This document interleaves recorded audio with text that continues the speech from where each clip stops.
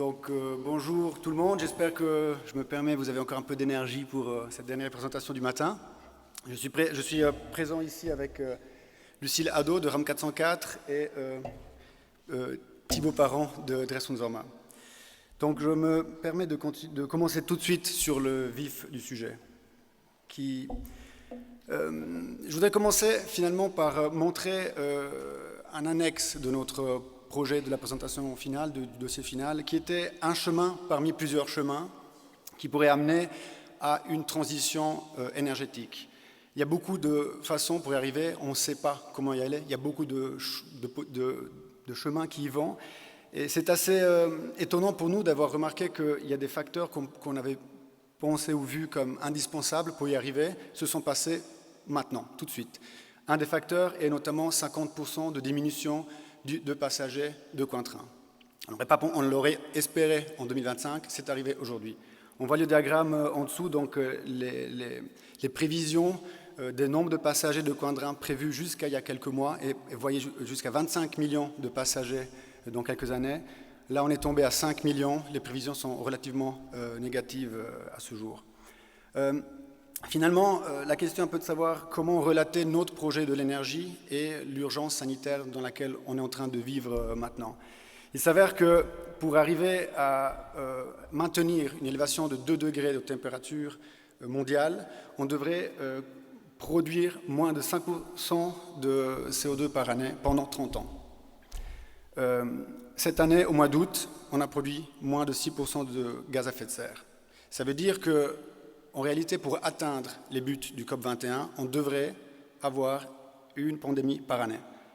On se rend compte de la difficulté de nos jours d'arriver au but à laquelle on essaye de tous atteindre. Et en fait, finalement, on s'est rendu compte que notre projet qui est extrêmement basé sur l'énergie est aussi un projet qui est extrêmement basé sur une urgence, qui est l'urgence actuelle, qui est l'urgence sanitaire. Et on veut présenter ce projet sur 2 points principaux. Un, c'est la question de coin-train, et l'autre, c'est la question de la conscience et de l'architecture de la conscience et comment nous-mêmes on agit vis-à-vis du territoire qu'on habite. On veut passer 3 messages finalement pendant cette présentation. Le premier, c'est de dire que le Grand Genève est dépendant des énergies, et ne pourra pas devenir indépendant des énergies, encore moins des énergies naturelles. Le Grand Genève a besoin d'un grand projet pour entamer sa transition et finalement la transition est possible. Il suffit de savoir encore comment. Donc le Grand Genève est dépendant au niveau énergétique. C'est un peu une première, on vous montre ici un 5e qui résume la consommation énergétique de tout le Grand Genève, donc la partie française et la partie genevoise. On voit que donc, des énergies acquises, il y a beaucoup d'énergie donc de niveau fossile, et nucléaire et en partie de l'énergie hydroélectrique, en jauge, malheureusement je ne peux pas, il n'y a pas de laser, et de la biomasse, de l'énergie fossile. Pardon, je reprends. Ce qui est important de voir finalement, c'est que 36%, 39% des énergies consommées dans le Grand Genève est de l'énergie fossile, qu'une grande partie de cette énergie, c'est de l'énergie vouée à l'aviation, c'est je crois environ 40%, et le reste des énergies est distribué finalement de cette trilogie moderne qui est le résidentiel, le tertiaire et l'activité. Il y a finalement donc 2 grands paquets à laquelle il faut se confronter pour affronter la transition énergétique, et le transport est un des grands enjeux pour arriver à cette transition. Donc la question qu'on s'est posée, c'est de savoir avant tout si Genève peut, dans son territoire, avoir assez de ressources pour assouvir ses besoins énergétiques. Un petit résumé, donc on voit que 61% encore maintenant des énergies consommées dans Genève sont d'origine fossile, 33% c'est de l'électricité d'origine principalement électrique, et le reste, très peu encore maintenant, c'est des énergies renouvelables. Donc pour nous, une grande question est avant tout de donner un visage à l'énergie. Qu'est-ce que ça veut dire? Je reviens en arrière. Donc, le Grand Genève a besoin de 30 600 gigawattheures par année pour vivre son train de vie actuel. Ça veut dire quoi exactement? Comment donner un visage à cette énergie? Pour cela, on a fait un petit jeu déjà élancé il y a quelques années par Jean Covici. On a donc fait une moyenne, lui il a fait une moyenne de la force de travail entre un Sherpa et un agriculteur, qui est d'environ 0,3 kWh. Et on s'est rendu compte que pour que le Grand Genève puisse maintenir son train de vie par année, il aurait besoin de 79 713 milliards d'humains, c'est-à-dire 100 000 fois la population de la Terre, pour maintenir son train de vie. Et donc c'est là qu'on se rend compte que finalement, les paysages qu'on a connus dans le passé, qui ont été conçus par la force humaine, par la force des chevaux qui ont encore défini la force des voitures, a connu finalement une croissance extrêmement différente de ce qu'elle a pu connaître par la force du pétrole, qui a fait exploser donc le rapport entre la ville et le territoire. On est donc esclave de 10 000 fois la population de la Terre par année, au niveau énergétique.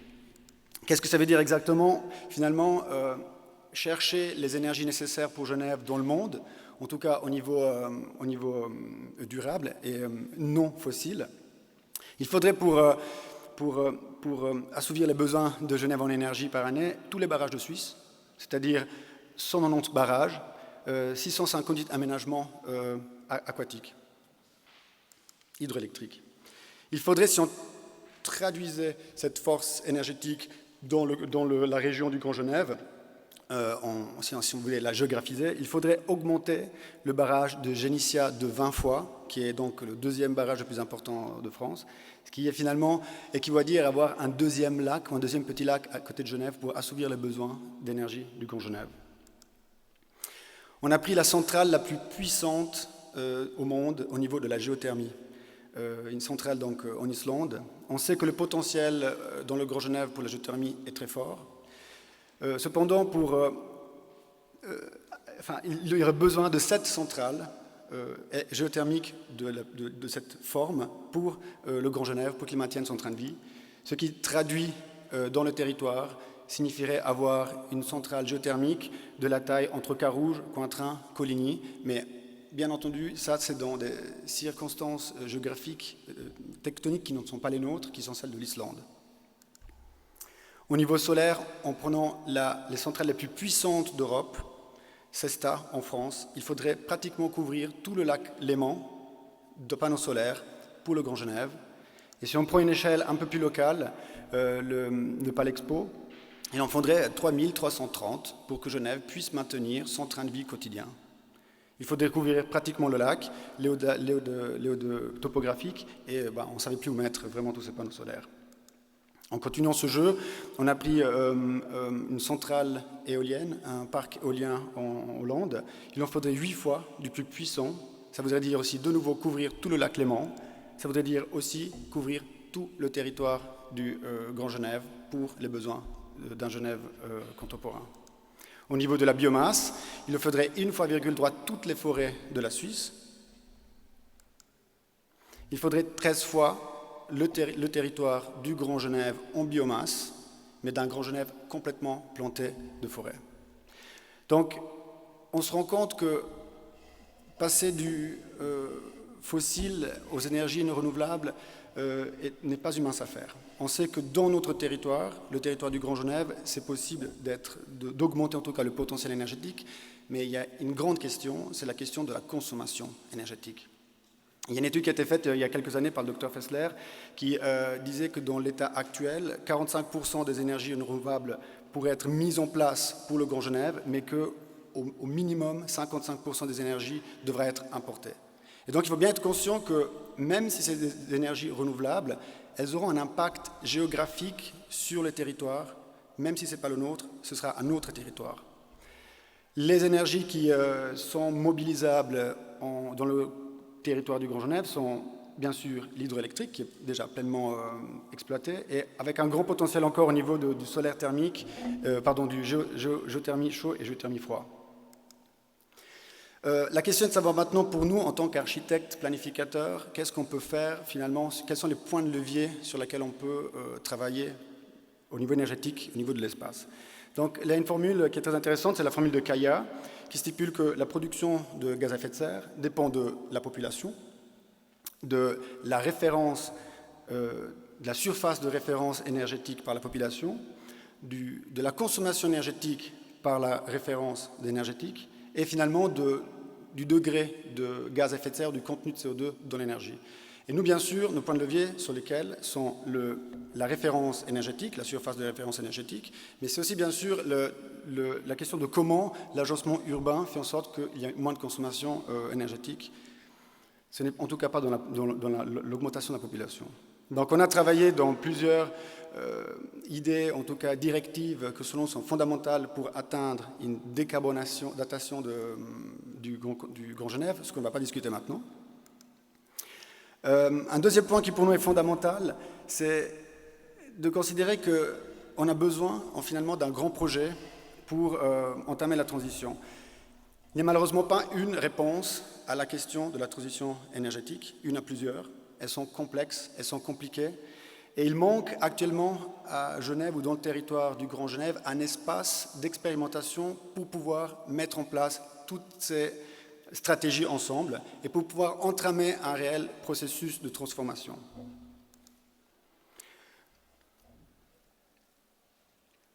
Alors la question, où pourrait se poser ce projet ou ce grand projet de la transition? Finalement, il va devoir se situer dans les territoires les plus fragiles, les territoires finalement du pétrole. Ce sont les territoires qui sont nés dernièrement avec l'explosion démographique entre autres des années 50. Ce sont les territoires aussi qui sont les plus pauvres en biodiversité et qui sont les plus fragiles et qui finalement coupent le territoire en profondeur. Ce sont les zones industrielles, les zones monofonctionnelles et notamment aussi les parties d'infrastructures vières, autoroutes, routes nationales.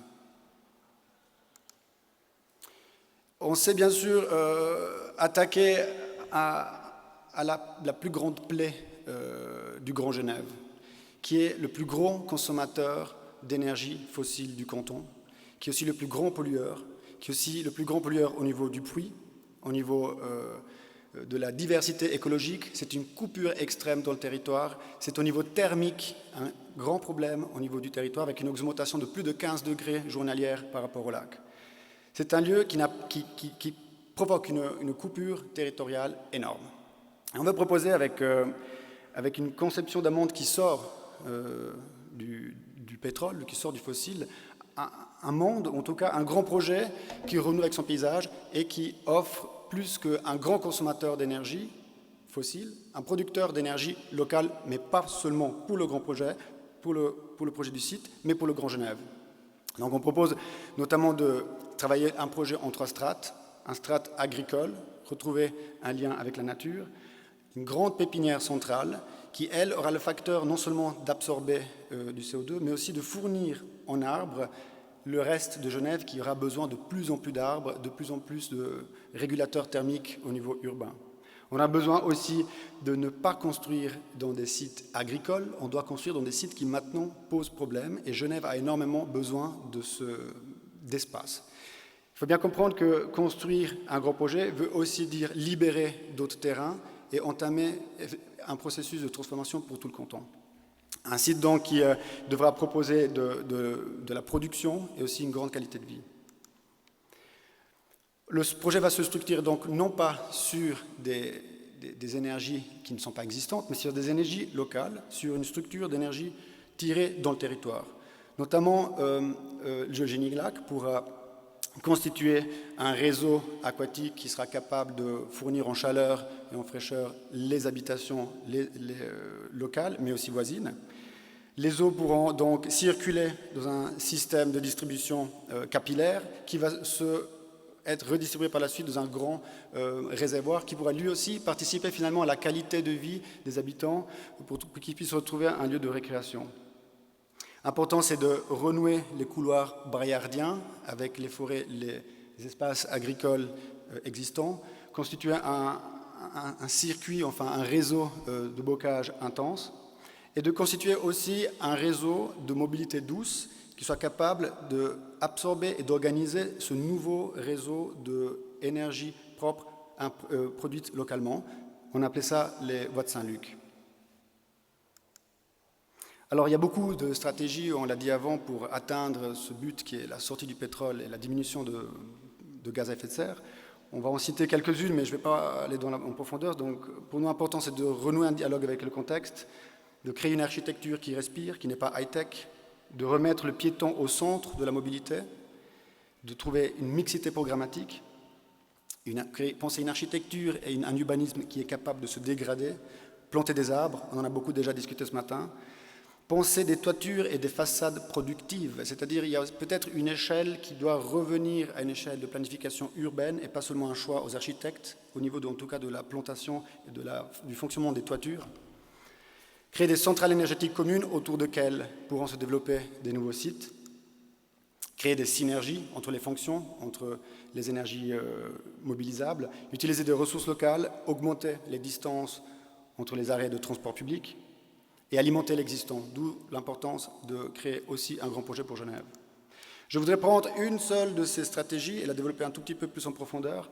Et c'est finalement, il y a déjà un processus de transformation, en tout cas de transition qui est au courant. Et un des plus importants, on l'a vu, c'est la mobilité et c'est la transformation des réseaux qu'on appelle les réseaux pétroliers, puisque finalement les réseaux viaires sont aussi les réseaux du pétrole, là où on consomme le pétrole et là où on éjecte le plus de gaz à effet de serre. Et actuellement déjà, on réduit l'espace voué à ces transports, on les électrifie en amenant des trams, et c'est quelque chose bien sûr qui est louable et qu'il faut continuer. On a proposé donc une stratégie qui continue déjà cette amorce de transformation de transport public en réfléchissant à un centre-ville complètement piéton. C'est un peu la ville des 15 minutes à pied. En proposant une boucle qui soit vouée au transport public, associée avec des échangeurs capables de, bien sûr, collecter finalement les transports publics vers le centre, et important de créer une deuxième boucle qui est capable aussi de connecter les petites entités construites du Piémont. Ce qui est important pour nous, c'est de réfléchir que finalement, il y a une cohérence très forte entre une production et une consommation d'énergie et la mobilité. On pourrait donc prendre cette idée et la transvaser dans d'autres types de réseaux et dans d'autres types de mobilité. On propose donc de se calquer sur le réseau climatique d'énergie qui fournit en température adéquate la ville et d'y ajouter ou d'y accoler un réseau de mobilité locale performant qui soit à l'image un peu de cette voie de Saint-Luc qui connecte la ville de Bologne à un sanctuaire, un long parcours protégé qui fournit un espace adapté, une autoroute à vélo ou à mobilité douce qui puisse connecter le territoire à la ville. Un réseau qui doit être construit en solide, qui doit aussi participer à l'amélioration climatique des lieux, et pourquoi pas être planté avec une promenade d'arbres, et un réseau qui est capable aussi d'absorber les terres d'excavation de Genève. Voilà quelques exemples de ces voies qui traversent le nouveau site reconquis par la nature, par la végétation. Les voies de Saint-Luc qui traversent le site, qui connectent le territoire à la ville en traversant le site et qui surtout sont aussi, je le rappelle, les vecteurs d'énergie renouvelable. Un autre vecteur, un autre espace qui est intéressant et qui peut-être il faudrait la peine de réfléchir davantage à son potentiel au niveau de la mobilité, c'est le réseau électrique qui nous entoure, qui maintenant est invisible mais qui est là, il est partout. Il relie déjà maintenant les territoires aux grandes villes. C'est un réseau qui ne traverse pas des lieux habités par son caractère et qui offre un énorme potentiel finalement de mobilité. Alors on parle beaucoup maintenant d'une mobilité ultrasonique. Personnellement, je ne voudrais pas être explosé à 1000 km/h pour aller à Zurich, mais si on pouvait en tout cas développer un train qui puisse nous permettre d'arriver en une demi-heure à Zurich pour des vols internationaux, là on commencerait vraiment déjà à considérer l'intérêt réel d'avoir un aéroport à Genève de façon différente. L'intérêt pour nous, c'est de remettre le transport au sol et de se rendre compte que l'activation de ce type de gare, de ce type de transport, indépendamment de leur vitesse, a un impact sur le paysage beaucoup plus positif, beaucoup plus constructif qu'un aéroport. On pourrait imaginer par exemple deux gares, une gare passager directement liée à une structure d'aéroport qui est retransformée en espace de travail, en espace de coworking, en espace d'activités différentes, des espaces publics qui seraient animés par cette gare, qui serait peut-être à une échelle plus internationale que la gare de Cointrin existant, et avoir à côté une nouvelle gare de fret, extrêmement important aussi, la marchandise, qui pourrait peut-être alimenter un grand marché à l'échelle du Grand Genève, qui pourrait trouver place dans le Palais Expo. On a fait donc aussi un plan ressources, je ne vais pas y passer trop de temps. L'idée, c'est ici de de coordonner donc le réseau énergétique et le réseau de transport public et de transport en général. On a aussi commencé une stratégie énergétique en voyant où il y a déjà des potentiels de production énergétique locale et en proposant déjà une amorce de stratégie énergétique à la grande échelle qui sort donc de frontières. La transition est possible, on le croit, en tout cas on veut le croire, et finalement on l'a vu maintenant avec le Covid. On s'est rendu compte qu'il y a une façon de vivre qui est beaucoup plus économe en énergie. Et en fait, ce qui nous a intéressé dans tout ça, c'est de remarquer à quel point cette typologie, ou la typologie qu'on avait présentée, qui était la typologie de la conscience, était proche d'un mode de vie qui était un mode de vie de Covid, finalement. On peut se poser donc la question, où est-ce qu'on doit vivre pour vivre de façon économe en énergie? On a parlé, nous, de l'architecture de la conscience. Pourquoi? Parce que finalement, ce que la modernité, en quelque sorte, a amené, c'est non seulement la séparation des flux, la séparation des fonctions, mais c'est aussi la séparation de la compréhension de tout à chacun, de la production des choses et de l'origine des choses. On ne se rend pas compte, justement, que la production de notre ville dépend de sources d'énergie d'ailleurs. Il est important de ramener, donc, dans une typologie ou dans une façon de vivre future, une conscience de la production des choses. Et finalement, l'intérêt de ramener de la productivité, de l'artisanat, de l'agriculture au sein de l'habitation n'a pas seulement un pur sens énergétique ou quantitatif, mais aussi un sens qui doit toucher la conscience des gens. Et seulement c'est par ce processus, finalement, qu'on pourra atteindre la transition. Il y a d'autres éléments qui pour nous sont importants, c'est l'intégration, donc, comme disait avant, de la production artisanale, l'intégration de la production alimentaire sur place, une architecture non radicale, mais qui parle un langage moderne, une architecture qui puisse être standardisée et construite dans les meilleurs moyens. Pour vivre en collectivité, on en a déjà parlé avant, c'est quelque chose qui va dans le sens d'une transition énergétique. Il faut avoir un impact positif sur la production des énergies et fondamental aussi être zéro carbone. Il faut une architecture de membrane qui dialogue avec la nature, une architecture qui est capable de stocker du CO2 et de nouveau mutualiser les espaces. L'architecture de la conscience ou l'architecture post-Covid ou l'architecture à laquelle on doit aller, c'est une architecture qui doit pouvoir s'imbriquer dans les espaces du pétrole. Il est important de pouvoir coloniser les espaces typiquement industriels, typiquement monofonctionnels, qui augmentent la consommation énergétique dans le territoire. On vous propose ici une coupe anecdotique, mais qui présente, je pense, beaucoup d'éléments qui pour nous sont importants. L'importance donc de mettre au sein d'un vivre ensemble des fonctions que tendanciellement la modernité a éloignées, qui peut être, par exemple, une boucherie, ou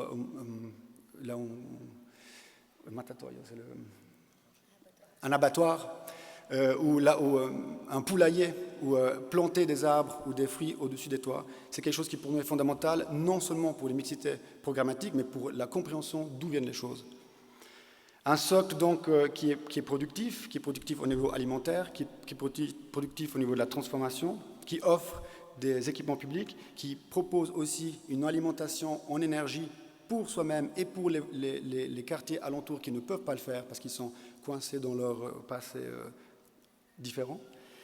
Une typologie ou une façon de vivre qui diminue l'espace individuel, mais qui offre de l'espace flexible. On parle beaucoup maintenant de savoir quel est l'espace minimal ou maximum individuel. Est-ce qu'on ne pourrait pas aussi réfléchir différemment et réfléchir plus en rapport aux saisons, et imaginer vraiment un espace minimal individuel, qui soit donc au niveau de la référence énergétique très efficace, mais qui puisse bouger finalement avec les saisons. Quelques exemples de ce qu'on considère déjà une architecture de la conscience, ou comment les choses peuvent s'imbriquer avec des agricultures sur les toitures, des façades qui offrent une augmentation de l'espace privatif chaud. Non, ne pas être radical, c'est-à-dire mettre des choses ensemble, produire de l'énergie au-dessus d'agriculture, offrir des façades en pot qui puissent avoir un effet positif sur le microclimat urbain et du logement, et de nouveau offrir des espaces tampons entre l'intérieur et l'extérieur. On a fait un travail typologique, peut-être pas très visible. Donc l'idée, c'est de constituer peut-être une typologie qui puisse s'imbriquer sur des volumes industriels et qui travaille un tout petit peu comme une pupérus, où seulement la couche centrale est chauffée et fait part du calcul de la référence énergétique, et en proposant à l'intérieur des programmes qui soient de l'ordre non pas du quartier, mais vraiment de l'habitat collectif, et en proposant une peau autour qui offre donc de l'espace perméable et flexible.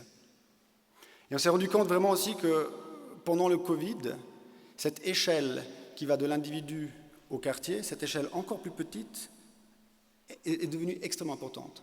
Et on s'est rendu compte que le balcon a pris un nouveau rôle et qu'il y a peut-être une nouvelle échelle aussi entre l'individuel et le social à trouver pour vivre de façon plus économe en énergie.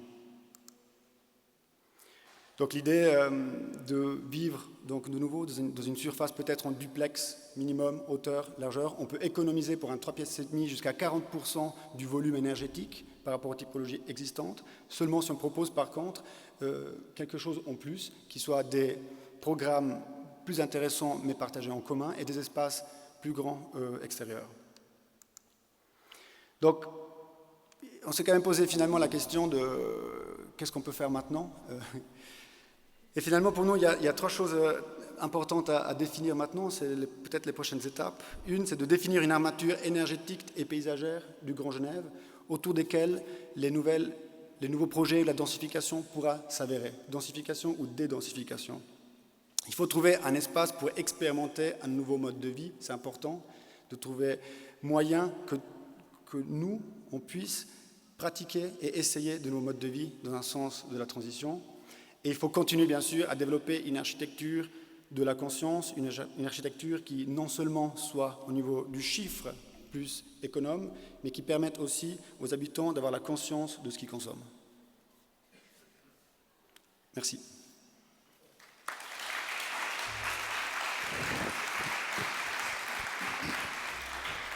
Merci beaucoup, merci Oscar et l'équipe pour cette présentation très riche et très provocatrice, je pense.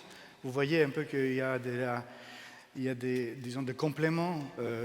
Pour le coup, cette approche sur l'énergie vient répondre aussi aux questions qu'on a vues juste avant avec l'autre équipe qui parle des réseaux. Donc effectivement, vous voyez donc qu'il y a un dialogue entre oppositions et surtout parfois un peu choquant parce qu'il y a des comparaisons un peu je ne m'imaginais pas qu'on faisait partie, qu'on a consommé autant, mais on a déjà là Bernard Lachalle qui pourrait nous confirmer ou pas ces comparaisons.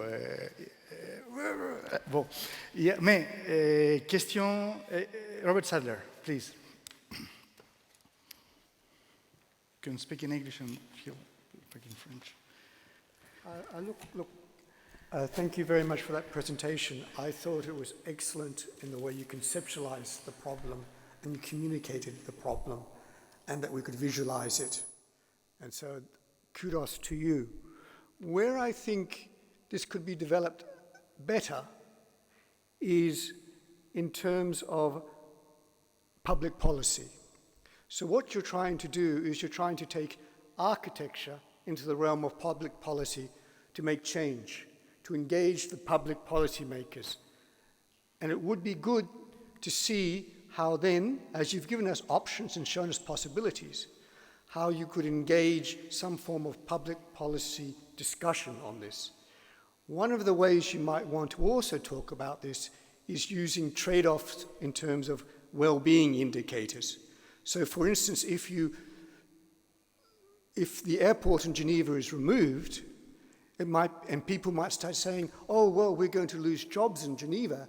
you might come back and say, well, look, we're going to create X amount of more jobs. And you will also say the quality of life will improve, people will be healthier because there's less stress from noise, etc. And so I think this is really a very good example of how architects can move into the public policy sphere and actually be public policy practitioners. I find it always a bit disappointing that architects stay in the area of design and ideas and they're isolated.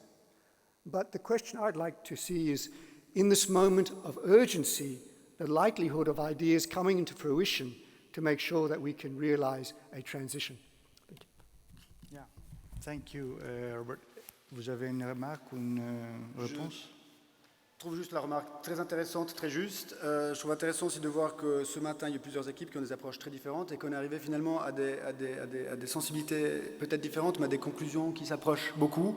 Et c'est vrai qu'on a décidé, dans ce cadre qui est quand même relativement limité, non au niveau du temps, mais au niveau de la consultation, d'offrir une image forte qui vient de professionnels d'urbanisme et de l'architecture, qui puisse aussi être un moyen pour les populations et pour les gens finalement de pouvoir imaginer quelque chose de différent.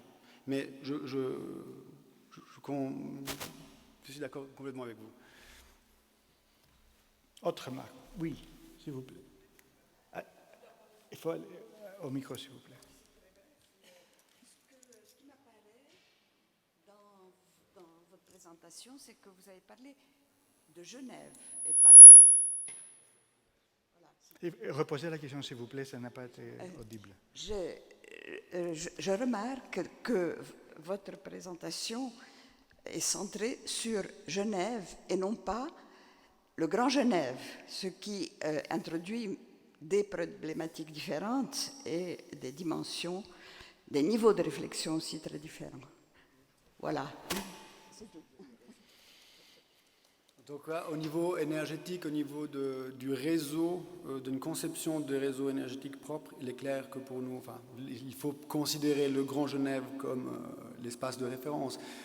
On s'est concentré peut-être sur un site limitrophe qui est le site de l'aéroport. Effectivement, c'est plus proche de Genève. Mais il est important pour nous de considérer ce grand projet à l'échelle du Grand Genève. On a parlé d'une pépinière, c'est une pépinière qui pourra alimenter en arbre tout le Grand Genève. Donc cette notion, elle a peut-être été exprimée un peu difficilement, mais elle est clairement dans le projet. D'autres questions? Monsieur Bernard Lachal, sur les chiffres. Il y a dans le Zoom, entre-temps, oui, Sabine Barle. Oui, Sabine, on t'entend. Oui. Oui, donc merci beaucoup pour cette présentation. Donc, moi j'ai trouvé qu'il y avait beaucoup de choses intéressantes dans votre projet. J'avais quand même deux remarques. Une qui était plutôt sur le rapport que j'ai lu il y a longtemps, donc je l'ai plus complètement en tête, mais qui faisait une part extrêmement importante au high-tech dans les solutions proposées et sans vraiment prendre en compte les limites de ces solutions, ne serait-ce qu'en termes de consommation matérielle. Et la deuxième, c'est que, je suppose que c'est une provocation. Vous avez dit que finalement, le bon mode de vie, c'est le mode de vie Covid. En disant, voilà, c'est là qu'on n'a pas consommé d'énergie, donc c'est chouette. Je pense que ça renvoie peut-être à une limite de votre travail, mais ce qui pourrait en être l'enrichissement aussi, c'est que il y a quand même une dimension sociale là-dedans qui est très peu présente, et avec une approche qui est très portée par l'ingénierie et l'idée selon laquelle on va pouvoir on va presque imposer un mode de vie aux citadins par les formes urbaines, par les formes architecturales, etc. Et on peut être un peu inquiet de ce type d'approche. Donc, c'est peut-être parce que dans l'exposé, vous avez dû aller vite, mais voilà, le mode de vie Covid, il n'est pas super cool. Socialement, il est dramatique. Il est dramatique environnementalement pour tout un tas d'autres raisons. Donc voilà, c'est rigolo d'être provocateur, mais il y a des limites quand même.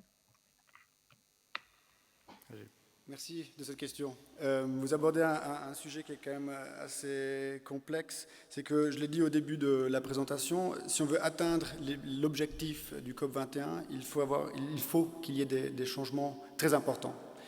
On ne sait pas encore comment on y arrivera et on ne sait surtout pas si on y arrivera.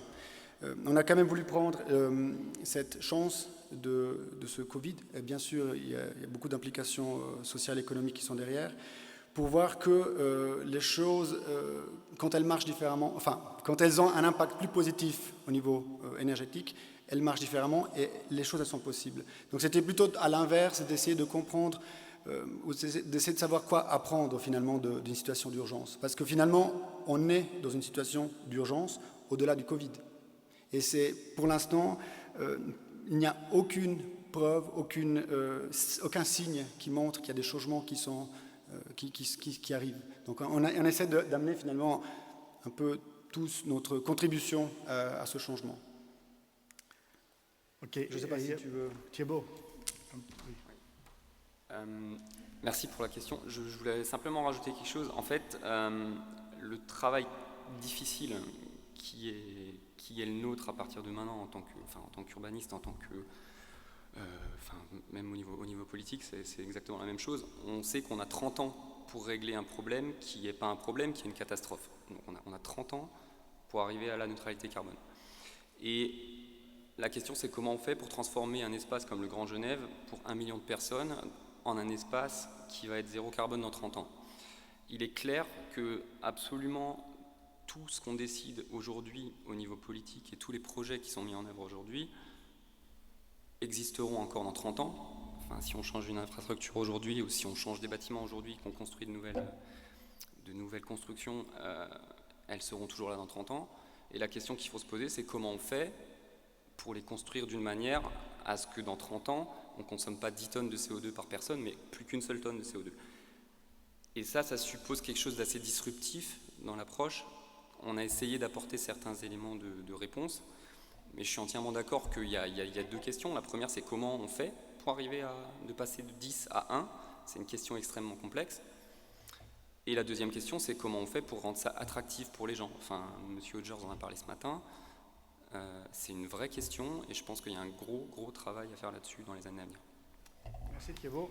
Qu'est-ce Christiansen? Je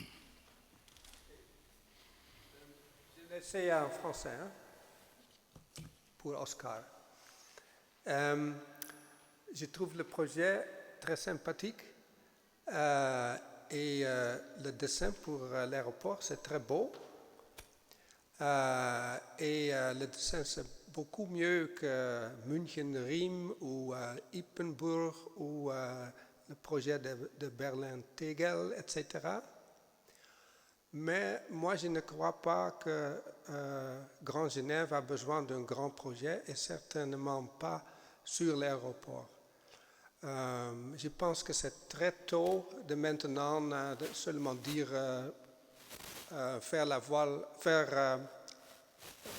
voyager par avion, c'est fini.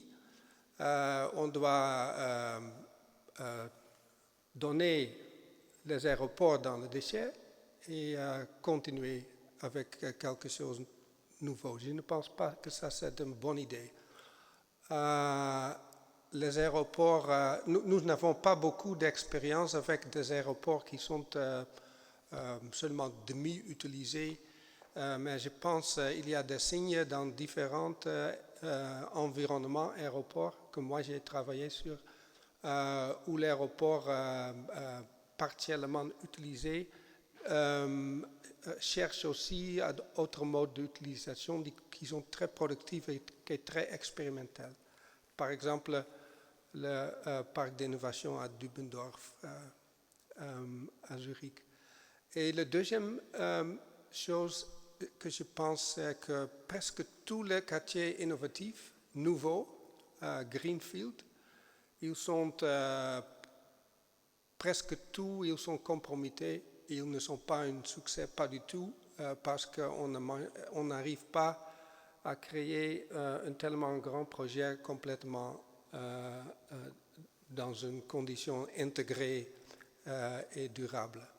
Et les exemples des quartiers innovatifs sont beaucoup plus à trouver dans les sites industriels et dans les zones portuaires dans des zones de urban renewal. Et c'est parce que ça, j'aime plus la deuxième partie de votre la conception générale et la deuxième partie de votre présentation où tu parles sur la conquête du zone industrielle avec les mêmes principes. Alors, en cours, je ne pense pas, c'est un beau projet, c'est aussi une bonne image pour cet événement, mais je pense qu'il n'y a pas besoin d'un grand projet sur l'aéroport. Merci, Kees. Est-ce qu'il y a une réaction? Plusieurs questions dans la question. Donc il y a la question du grand projet, il y a la question du futur de l'aéroport. On est convaincu de la nécessité de devoir désengorger, en tout cas, la complexité du territoire du Grand Genève, que ce soit là ou ailleurs, mais ça, on pense que c'est quelque chose qui est important maintenant pour le Grand Genève, pour entamer un vrai processus de recyclage aussi des structures existantes. Il ne doit pas automatiquement forcément être dans l'aéroport. Ce qui nous a paru intéressant dans l'aéroport, c'est de remarquer, comme je disais au début de la présentation, c'est que si on veut sortir de l'énergie fossile, il faut faire des concessions aussi. Et en tout cas, ce qui est sûr, c'est que le développement actuel du nombre de passagers de Genève n'est pas compatible avec une sortie des énergies fossiles. Et on a vu surtout que maintenant, l'aéroport de Cointrin a perdu plus de 50% des passagers. Si ça continue comme ça, dans 4 ans, l'aéroport va fermer. Et donc, en fait, on se rend compte que ce système est extrêmement fragile.